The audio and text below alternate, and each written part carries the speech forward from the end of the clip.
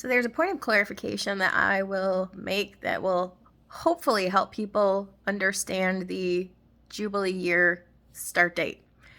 In Leviticus 25, there are two different ideas expressed regarding Jubilee. There's Leviticus 25:9, which is a proclamation of Jubilee on the 10th day of the 7th month in the Day of Atonement. You shall make the trumpet sound throughout all your land. That, the law having a shadow of good things to come, but not the very image of those things, the image being the body of Christ, the law foreshadowed the coming of Christ. That was the first day of Christ's ministry, where he assumed the role of the scapegoat to have the sins of Israel laid upon his head, Leviticus 16, and declared as a result Jubilee, which is liberty by the forgiveness of sin. That is specifically what Luke 4 talks about.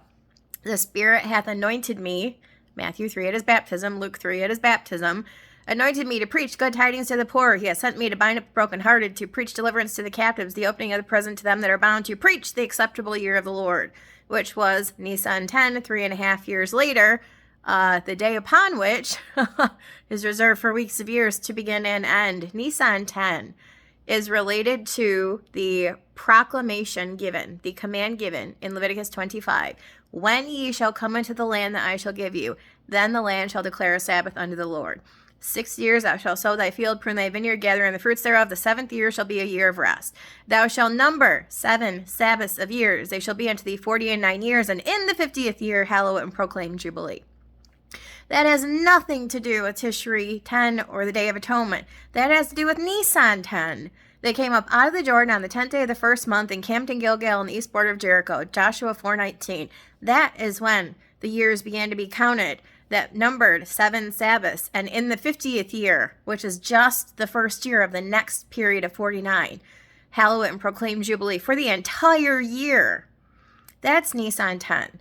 The Jubilee years are related to Nisan 10.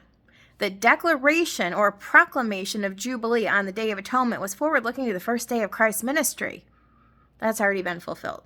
Has no bearing on anything with regard to Jubilee years. Nisan 10 is the only date that has ever existed for Jubilee years, because the Jubilee years are predicated upon the 7 Sabbaths of years, which have a one-time benchmark event starting date. When you shall come into the land, Nisan 10. So for anyone who thinks that the Jubilee year is going to begin in the month of Tishri, they are wrong. Every single one of them, in history and in the future, has a Nisan 10 start date. And the 70th week will correlate to the 70th Jubilee. Nisan 10 of, if they entered in 1406, then 2025.